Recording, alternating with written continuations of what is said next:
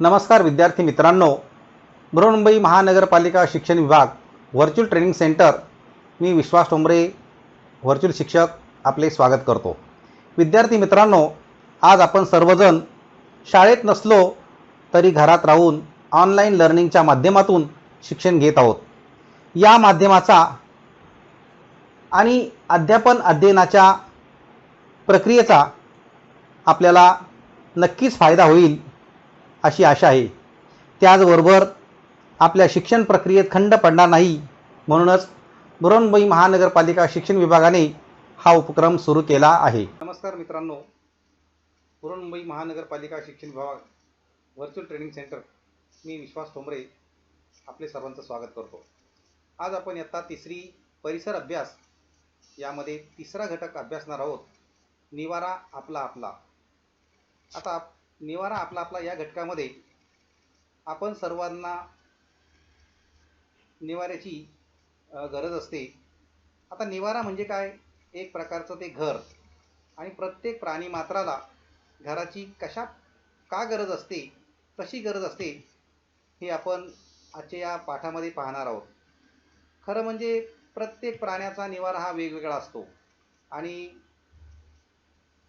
काही प्राणी आपला निवारा स्वतः बनवतात। त्यामध्ये माणूस प्राणी हा तर आपला निवारा स्वतःच बनवतो, परंतु इतरही काही प्राणी पक्षी असे आहेत की ते आपला निवारा स्वतः बनवतात, आणि काही प्राणी पक्षी मात्र दुसऱ्याच्या निवाऱ्यामध्ये राहत असतात। आता या ठिकाणी आपल्यासमोर काही चित्र दाखवली जात आहेत। आता ही दोन चित्र जर आपण पाहिली तर या दोन चित्रामध्ये काय फरक आपल्याला दिसून येईल, तर एक चित्र जे आहे त्या एका चित्रामध्ये एक मांजर दिसते, आणि ती मांजर अगदी दबा धरून बसलेली आहे। दुसरं जे चित्र आहे त्या दुसऱ्या चित्रामध्ये कावळे घाबरलेले दिसतात। असा हा दोन चित्रांचा एक भाग या ठिकाणी आहे। हे का घडलं असेल असं? त्याचं कारण काय? मांजर दबा धरून बसली, कारण काय? तर तिला खायला पाहिजे। ती काही जी काही घरटा, इथे घरटं दाखवलं गेलेलं आहे, टोपली दाखवली गेलेली आहे, आणि त्यामध्ये काही पिलं आहेत, म्हणजे त्या कावळ्याची पिलं दिसत आहेत। ती मांजर कावळ्यासाठी, म्हणजे कावळा आपल्याला कसा मिळेल, कावळ्याची पिलं आपल्याला कशी मिळतील, यासाठी ती त्या ठिकाणी दबा धरून बसलेली आहे। पण ते कावळे मात्र घाबरलेले आहेत। त्या ठिकाणी असा एक भाग इथे आहेत। मग मांजर कशासाठी दबा धरून बसली आहे या प्रश्नाचं उत्तर मात्र आपल्याला काय देता येईल की मांजर त्या कावळ्याची जी काही अंडी आहे त्या ठिकाणी अंडी, पिलं वगैरे यासाठी ती दबा धरून बसली दिसते। आणि कावळे का घाबरलेले आहेत? कावळ्याचं जे काही घरटं आहे त्या घरट्यामध्ये आपल्यासमोर अंडी दिसत आहेत। मग ती अंडी ते मांजर खाईल का, यासाठी ते कावळे घाबरलेले आहेत, आणि म्हणून ते मांजराला हुसकावण्याचा प्रयत्न करतात। तर अशा पद्धतीने तो कावळा त्या मांजरी भोवती गिरट्या घालतोय। आता आणखी एक भाग आहे की पक्षी घरटी बनवण्यासाठी कशाचा उपयोग करतात। आपल्याला माहिती आहे की प्राणी पक्षी प्रत्येकाला घरटेची आवश्यकता असते, आणि पक्षी घरटी बनवण्यासाठी विशेष म्हणजे ते घरटी हे झाडावर बनवत असतात। त्यासाठी ज्या काही बारीक बारीक काड्या असतात, गवत असतं, त्यापासून ते घरटी तयार करत असतात। त्यामध्ये आणखी दुसरा एक भाग विचारला प्रश्न की बिळात कोणकोणते प्राणी राहतात। बिळामध्ये सापासारखे जे काही प्राणी आहेत असे प्राणी बिळामध्ये राहतात। तिसरा एक प्रश्न विचारला आहे की पाळलेल्या कोंबड्या कुठे राहतात आणि त्यांची सोय कोण करतं। खरं म्हणजे पाळलेल्या ज्या काही कोंबड्या असतात त्या कोंबड्या खोराड, जे काही त्यांचं खोराडं असतं ते खोराडं मानवाने तयार केलं असतं, आणि त्या ठिकाणी त्या राहतात। अशा प्रकारचा एक भाग आहे। आता मगाशी तुम्हाला जे काही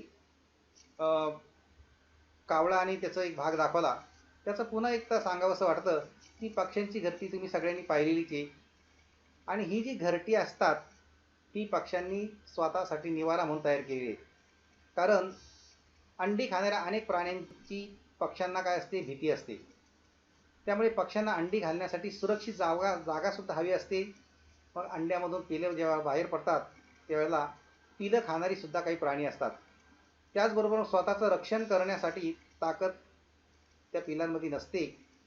मग ते जे घरटं असतं त्या घरट्यामुळे त्या पिलांचं काय होतं, रक्षण होत असतं. आणि म्हणून पक्षी हे आपलं घरटं बांधत असतात. मग ते घरटं बांधण्यासाठी कशाचा उपयोग करतात, तर पक्षी ते गवत, काड्या यांचा उपयोग करत असतात.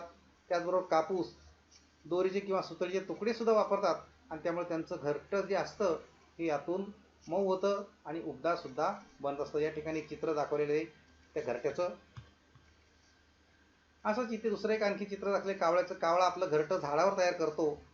त्यासाठी काडक्यांचा वापर करून त्याने हे घरटं तयार केले. हे वेगळ्या प्रकारचं घरटं तुमच्यासमोर दाखवलं गेलेलं आहे. याशिवाय आणखी काही प्राणी आहेत, ते मग छोटे छोटेसुद्धा असतात. जसं मुंग्यांचं जे घरटं असतं ते बघा, एक वारुळ असतं, त्या वारुळामध्ये त्या राहतात. असा एक भाग आहे. त्याचबरोबर खारुताई आपल्याला सगळ्यांना माहीत आहे. आता ही सुद्धा झाडावर सरसर चढत असते, तुरतुरू पळत असते. आणि ती सुद्धा झाडाचं जी काही खोड असतं त्या खोडामध्ये कुठेतरी जागा असते आणि छोट्याशा डोलीमध्ये, बिळामध्ये कुठेतरी ती राहत असते. याशिवाय आपण अनेक प्राणी, पक्षी या सगळ्यांची घरटी आपण पाहतोय. आणि सगळ्यांना घरट्यांची सुद्धा गरज असते. येथे सुद्धा तुमच्यासमोर ही काही चित्र दाखवलेली आणि त्या सगळ्यांना त्या घरट्याची गरज आहे. पोपट आहे, मोर आहे, असे काही पक्षी इथे दाखवले गेलेले आहेत. आता इथे आणखी पुढची चित्र दाखवली की कुत्रा, मांजर यांची ही त्या एका छोट्याशा घरामध्ये बंद असतात. आता कुत्रा आणि मांजर हे खरं म्हणजे हे पाळीव प्राणी आहेत आणि या पाळीव प्राण्यांना माणसानेच एक छोटीशी त्यांना घरटी तयार करून दिली असतात आपल्याच घराच्या बाजूला किंवा घरामध्येच. त्यानंतर इकडे एक सुतार पक्षाचं चित्र दाखवले. सुतार पक्षीसुद्धा वाळलेल्या झाडाच्या खोडामध्ये आपलं घरटं तयार करत असतो. नंतर आणखी पुढचं चित्र आहे, इथे जनावरं दाखवली आणि जनावरांचा तो गोठा आहे. आता ही जी जनावरं आहेत ही पाळीव जनावरं आहेत आणि या पाळीव जनावरांना शेवटी जे काही घर बनवलेलं आहे, जे काही गोठा बनवलेला आहे, हा गोठा माणसाने तयार केलेला आहे. याशिवाय आणखी काही प्राणी इथे दाखवलेले आहेत. सरपटणाऱ्या प्राण्याचं सुद्धा चित्र दाखवलेलं आहेच. हे सरपटणारे जे काही प्राणी आहेत, हे सरपटणारे प्राणी कुठे राहतात, काही प्राणी बिळामध्ये राहतात, काही पाण्यामध्ये राहतात. असंही एकंदरीत हे चित्र आहे. मग अशी पुन्हा जे काही पक्षी आहे, पक्ष्यांच्या घरट्याचा पुन्हा एकदा एक भाग आलेला आहे की हे पक्षी वेगवेगळ्या पद्धतीने घर बांधत असतात. जसं इथे एक दुसरं घरटं दाखवलं की सुगरणीचा खोपा दाखवलेला आहे. आणखी इथे हे दुसरं एक घरटं आहे, त्यामध्ये अंडी आहेत. कावळ्याचं घरटं, चिमणीचं घरटं, अशी छोटी छोटी इथे घरटीसुद्धा दाखवली गेलेली आहेत. त्याचबरोबर आपल्याला पाहिलं की कोंबड्या, मग अशी सांगितलं की कोंबड्या कोणत्या ठिकाणी राहतात, त्यांची सोय कोण करतं. हा जर प्रश्न विचारला की कोंबड्यासाठी खोराडं असतं. आणि आता त्याला इथे आणखी एक शब्द आहे की पोल्ट्री फार्म नावाचा एक भाग आहे. हे एक मोठं तुमच्यासमोर चित्र आहे आणि या सगळ्यांची सोय माणूस करतो, मानव करतो. मग आता प्रश्न असा आहे की घरांची गरज का असते. प्रत्येक प्राणी, पक्षी या सर्वांना घराची गरज आहे, घरट्यांची गरज आहे. का? तिथे अनेक प्रकारची घरंसुद्धा दाखवली गेली की घरांचे वेगळे प्रकार आहे. कारण वातावरण आणि हवामानानुसार घरं बदलत असतात. हे अगदी प्राणी, पक्ष्यांच्या बाबतीमध्ये सुद्धा घडतं आहे. इथे घरांची गरज का असते याचं उत्तर इथे दिले की चित्रांच्या स्वरूपामध्ये तुमच्यासमोर उत्तर दिले आहे. कारण एका चित्रामध्ये पाऊस दाखवलेला आहे, दुसऱ्या चित्रामध्ये अगदी वादळ आल्यासारखं दाखवलेलं आहे आणि खूप पूरसुद्धा आलेला आहे. असं एक एकंदरीत इथे चित्र आहे. ह्या सगळ्यांची आणखी दुसरे एक चित्र आहे वरती ओटीसारखं. आणखी पुढच्या चित्रामध्ये हिमवर्षाव होताना दिसतोय. नंतर पुढे आणखी काही चित्र दिलं की जंगली प्राणी आहेत. आता जंगली प्राणी सुद्धा, त्यांना सुद्धा घराची गरज आहे आणि जंगलामध्ये आपलं रक्षण व्हावं असं प्रत्येक प्राणी मात्राला वाटत असतं आणि ते सुद्धा त्या घराच्या शोधामध्ये असतात. मग घराची गरज का आहे. घराची गरज मग अशी चित्रामध्ये तुम्ही पाहिलं तर घर जे आहे, घरटं जे आहे, थंडीपासून बचाव होण्यासाठी, सोसाट्याचा वाऱ्यापासून बचाव होण्यासाठी, ऊन वारा पाऊस या सगळ्या गोष्टींपासून बचाव होण्यासाठी घरामध्ये चोरी होऊ नये म्हणून आणि जंगली जनावरांची भीती असते, घरामुळे ही भीती कमी होत असते. ह्या सगळ्या बाबी घराशी संबंधित आहे आणि घर त्यामुळे आपल्याला सुरक्षित वाटत असतं. आता मानव जो आहे, मानवाला घराची गरज आहे. मग मानवाप्रमाणे प्राण्यांना सुद्धा निवारा आवश्यक असतो, परंतु काही प्राण्यांना मात्र निवारा जो असतो तो मानव तयार करून देतो. तर काही प्राणी काय करतात, स्वतःच आपला निवारा तयार करत असतात, तर काही सुरक्षित अशा ठिकाणी आपला निवारा शोधत असतात. आता इथे शिंपी नावाचा पक्षी आहे. हा जो पक्षी आहे चिमणीपेक्षा लहान आहे. किंचित मोठी पानं असलेल्या झुडपाची निवड घरटी बनवण्यासाठी तो करत असतो आणि शिवण्यासाठी दोऱ्याच्या ऐवजी बारीक वेल तो वापरतो. त्याचं घरटं हे चिमुकलं असतं, हे या चित्रामध्ये दाखवलेलं आहे. याशिवाय काही कीटक असतात आणि कीटकांना सुद्धा स्वतःचा निवारा आवश्यक असतो. तसं मधमाशा असतात. मधमाशा सुद्धा झाडावर किंवा डोंगराच्या उंच कापडच्या छताखाली आपलं पोळी बनवत असतात. इथे तुमच्यासमोर हे मधमाशीचं चित्र दाखवलेलं आहे आणि हे सगळं त्याचं पोळं बनवलेलं आहे. त्याला सगळं त्यात चिटकून बसलेलं आहे, असं हे चित्र आहे. मग आता आणखी दुसरे प्राणी आहेत की बिळात सुद्धा जे प्राणी राहतात, जसं बघा उंदीर, घुशी शेतात जमिनीखाली राहतात, शेत जमीन पोखरतात आणि बिळे करून राहतात. त्याचप्रमाणे घरात, दुकानात, कार्यालयात या ठिकाणी भिंतींना बिळे करतात आणि तेथे सुद्धा राहतात. म्हणजे मोठ्या प्रमाणात ते नुकसानसुद्धा करत असतात. याशिवाय काही प्राणी असे असतात की आयता निवारा शोधत असतात. आता आयता निवारा शोधण्यामध्ये काही प्राणी पक्षी आहेत, विशेषतः पक्षी आहेत, प्राणी आहेत. मग त्यामध्ये कबूतर असतात, पारवे असतात. हे जंगलामध्ये राहतात आणि निवाऱ्यासाठी जागासुद्धा शोधत असतात. उंच कडेकपारीमध्ये राहतात आणि काही मात्र शहरामध्ये घराजवळ राहतात. आपण पाहतो की इमारती असतात, इमारतीच्या बाजूला एखादं झाड असतं, परंतु ही जी कबुतरं ज्याला आपण म्हणतो, ही सगळी शहरामध्ये मोठ्या प्रमाणामध्ये आपल्याला दिसतात आणि तिथेच इमारतीच्या गच्चीवर कुठेतरी जिथे जागा मिळेल त्या ठिकाणी ते बसलेले असतात. मग आता स्वतःसाठी निवारा बनवणारे काही प्राणी असतात. त्यामध्ये इथे काही चित्र दिली आहे. चिमणी आहे, कावळा आहे, सुगरण आहे आणि हे प्राणी पक्षी काय करत असतात, आपलं घरटं आपण स्वतःच बनवत असतात. याशिवाय आणखी एक बिळात राहणाऱ्या प्राण्याचं उदाहरण दिलेलं आहे. इथे उंदराचं चित्र दाखवलेलं आहे, घुशीचं चित्र आहे. हे पुन्हा तुमच्यासमोर ही काही चित्र दाखवली जात आहेत.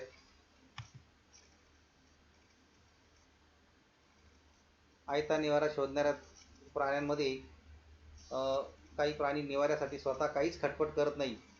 ते परिसरातल्याच सोयीच्या जागा निवडतात. जसं मी मगाशी सांगितलं की कबूतर आहेत, जंगली पारवे आहेत, उंच कड्या कपारीमध्ये ते राहतात. म्हणजे विशेषतः हे जे पक्षी असतात हे मानवाच्या वस्तीजवळच राहतात आणि त्या ठिकाणीच आपल्याला मिळालेला निवारा त्याचा शोध घेतात आणि तिथेच राहतात. आता काही डोंगरामध्ये किंवा गुहेमध्ये राहतात, जसं वाघ आहे, बिबटे आहे, तरस आहे, हे प्राणी आहेत. तिथे चित्र दाखवली गेलेली आहे त्यांची. जंगलामध्ये राहणारे, गुहेत राहणारे प्राणी आहेत हे. आणखी काही जे काही पक्षी ज्याला आपण म्हणतो की जसं वटवाघळं असतात, ही उंच झाडावर राहतात. तर काही वटवाघळे डोंगराच्या अंधाऱ्या गुहामध्ये सुद्धा राहतात किंवा जुनी पडकी घरं असतात त्या ठिकाणी ओसाड इमारतीमध्ये सुद्धा ती वटवाघळं जागा शोधत असतात. म्हणजे ज्या ठिकाणी मिळेल त्या ठिकाणी ते राहतात.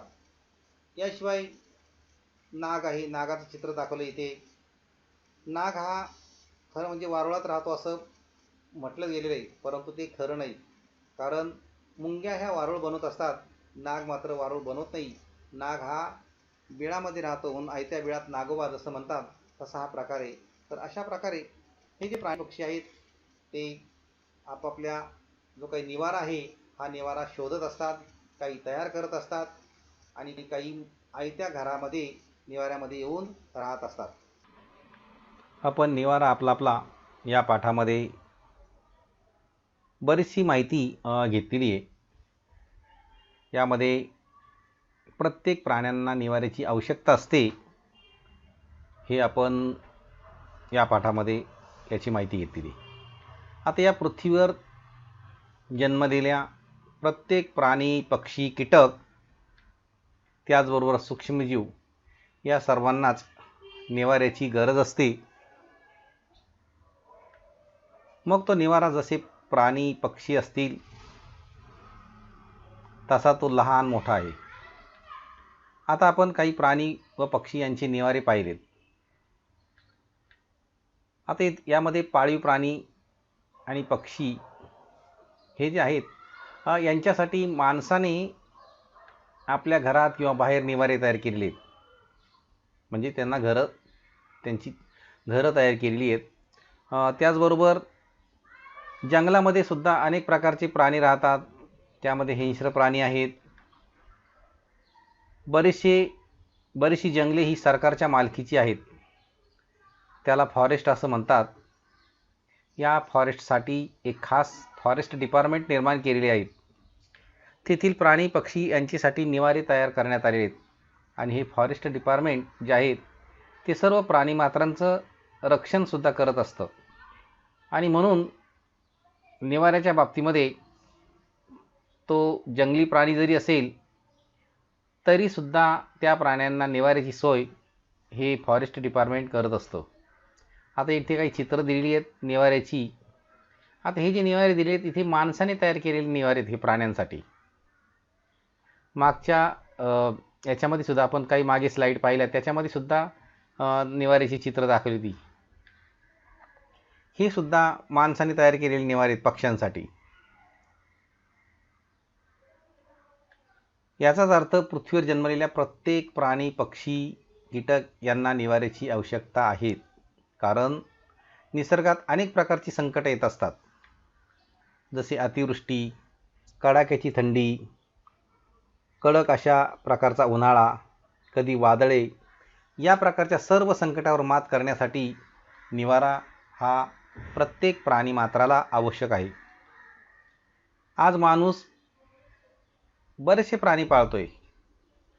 याचा अर्थ ते प्राणीप्रेमी झाले आहेत का? म्हणजे आज आपण जर विचार केला तर बरेचसे माणसं प्राणी पाळतात. मग त्यामध्ये कुत्रा आहे, मांजर आहे, पक्षी आहेत, ससे आहेत. त्यांना ज्या प्राण्यांची आवड आहे ते प्राणी पाळतात. की जे प्राणी गरीब असतात, जे प्राणी हिंस्र नाहीत, अशा प्रकारचे प्राणी माणूस आता पाळू लागला आहे. मग ते खरंच प्राणीप्रेमी झालेत का असा एक प्रश्न आहे. याचं उत्तर आपल्याला नाही असं द्यावं लागेल. ते फक्त आपली हौस किंवा प्रतिष्ठेपायी हे सगळं करतात असं वाटतं. शहरी भागाचा जर आपण विचार केला तर शहरी भागामध्ये असे प्रकार घडतच आहेत. आणि म्हणून या हौसेकरिता प्राण्यांना, पक्ष्यांना बंद पिंजऱ्यात ठेवले जात आहेत. तुम्ही पहा शहराकडे जाऊन बरेचसे लोक आपल्या प्राण्याला, पक्ष्यांना एक हौस म्हणून ठेवतात आणि त्या प्राणी पक्ष्यांना पिंजऱ्यामध्ये बंद करून ठेवतात. खरं म्हणजे प्राणी पक्ष्यांना मोकळ्या वातावरणामध्ये, स्वच्छंद अशा वातावरणामध्ये उडायची, फिरायची हौस असते. म्हणजे त्यांची एक नैसर्गिक हे भाग असतो. परंतु आपल्या हौसेसाठी आपले लोक त्यांना बंद करून ठेवतात. त्याचबरोबर इथे काही चित्र दाखवली, आपल्या पुस्तकातली चित्रे. आता हे जे प्राणी आहेत हे शेतकऱ्यांना वरदान ठरलेले प्राणी आहेत. जसे या पहिल्या चित्रामध्ये गाई दाखवलेल्या आहेत. दुसऱ्या चित्रामध्ये कोंबड्या आहेत. तिसऱ्या चित्रामध्ये घोडा आहेत. हे प्राणी गरीब आहेत, शेतकऱ्यांना त्याचा उपयोग होतो. शेतकऱ्यांसाठी ते वरदान ठरले आहेत. कारण ह्या प्राण्यांपासून शेतकऱ्याला उत्पन्न मिळत असतो. उपजीविकेची साधनं हे प्राणी आहेत आणि म्हणून ते हे प्राणी शेतकऱ्यांना वरदान ठरलेले आहेत. मग आता एक विचार येतो, काय करावं बरं? आजकाल अनेक शहरांमध्ये पक्ष्यांची संख्या कमी होत चाललेली आहे. त्याचे कारण काय आहे? ती पुन्हा वाढायला हवी. खरी गोष्ट आहे, शहरांमध्ये पक्ष्यांची संख्या कमी होत चाललेली. याचं कारण काय आहे की शहरं जशी वाढत चाललेली तसतशी जी काही झाडं असतात आजूबाजूची, ती झाडं नष्ट होत चाललेली आहेत. त्या झाडांची कत्तल केली जात आहेत, ती झाडं तोडली जात आहेत आणि त्या ठिकाणी इमारती बांधल्या जातात.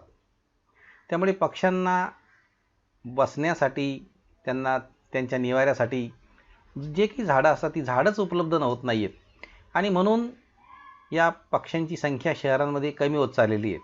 हे त्याचं एक कारण. मग ती पुन्हा वाढायला हवी असा एक प्रश्न आला आहे. ती जर वाढवायची असेल तर जर समजा इमारती जरी असतील मग त्या ठिकाणी झाडं लावायला पाहिजेत आजूबाजूला इमारतीच्या. झाडं जर, आणि ती छोटी झाडं नको आहेत, मोठी झाडं पाहिजेत. जर ती मोठी झाडं असतील तर त्या झाडांवरती पक्षी येऊन बसतात आणि आपली घरटीसुद्धा त्या झाडावरती करू शकतात. असं जर केलं तर ते पक्षी शहरांमध्ये पक्ष्यांचं प्रमाण हे वाढू शकतं.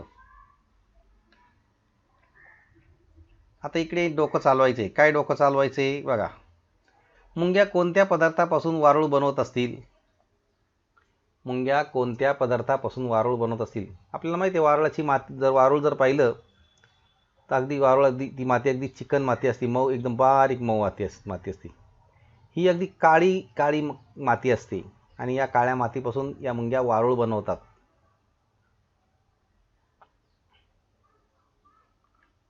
विंचू दगडाखाली सापडतो असे का म्हणत असतील? तर जर तुम्ही दगडगोटे जर अगदी उचलण्याचा प्रयत्न केला, मोठमोठे दगड, ते खरंच त्या ठिकाणी विंचू सापडतात. कारण ते त्या ठिकाणी सुद्धा त्यांची घरटी असतात. ती त्या ठिकाणी पिलं अंडी त्यांची असतात. अशा प्रकारे इथे विंचू जवळजवळ दगडाखालीच मोठ्या सापडत असतात. काही कबुतरे व पारवे जंगल सोडून मनुष्य वस्तीत राहण्याचं कारण काय? कारण मनुष्य वस्तीमध्ये या कबूतर, पारवा यांना खायला मिळत असतं. खाण्यासाठी धान्य लोक टाकतात. त्याबरोबर त्यांना पिंजरेसुद्धा त्यांना तयार केले जातात आणि जंगलामध्ये अशा प्रकारचं खाद्य त्यांना मिळत नाही आणि म्हणून काही कबूतर, पारवं ही जंगल सोडून मनुष्य वस्तीत राहायला येतात. असंच उंदीर आणि घुशी आहेत, ह्यांचं सुद्धा असंच आहे. कारण ह्या सुद्धा जंगल सोडू, म्हणजे हे सुद्धा जंगलामध्ये न राहता मनुष्य वस्तीमध्ये आपल्याला दिसतात. कारण त्यांना सुद्धा आयतं खायला खाद्य मिळत असतं आणि म्हणून अशा प्रकारचे जे काही उंदरासारखे, घुशीसारखे हे जे प्राणी असतात हे खरोखर या मानवी वस्तीमध्येच राहायला येत असतात. तिथेच त्यांना घरामध्ये धान्य आणि इतर असे अनेक पदार्थ हे खायला मिळत असतात.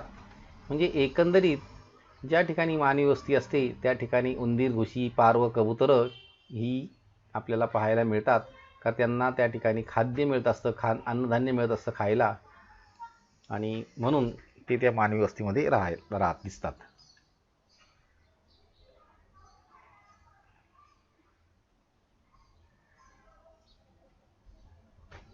आपला निवारा आपला हा भाग अभ्यासलेला आहे.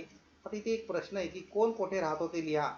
येथे तुमच्यासमोर कावळा, चिमणी, उंदीर, वाघ, मधमाशी अशा प्रकारे या 4-5 नावं दिलेली आहेत. जवळजवळ 5 नावं दिली आणि त्या नावांपुढे चौकोन दिलेला आहे. त्या चौकोनामध्ये तुम्ही तो शब्द भरायचा आहे, तुम्ही तो तक्ता तयार करायचा आहे आणि याशिवाय आणखी जे काही तुम्हाला परिचित असणारे जे काही प्राणी पक्षी असतील त्यांची सुद्धा नावं तुम्ही लिहायची आहे आणि ते त्यांचा निवारा, त्यांचं घरटं काय आहे, ते कोणत्या ठिकाणी राहतात, या घटकाची बरीचशी माहिती देण्याचा प्रयत्न करण्यात आलेला आहे.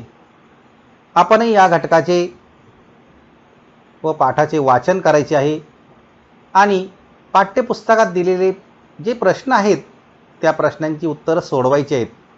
त्याचबरोबर आपल्याला मी काही प्रश्नसुद्धा दिलेले आहेत, ते प्रश्नसुद्धा आपण सोडवायचे आहेत आणि याबरोबरच या पाठाच्या आपल्या प्रतिक्रिया आपण बृहन्मुंबई महानगरपालिकेच्या यूट्यूब चॅनलवर जरूर कळवायच्या आहेत. धन्यवाद.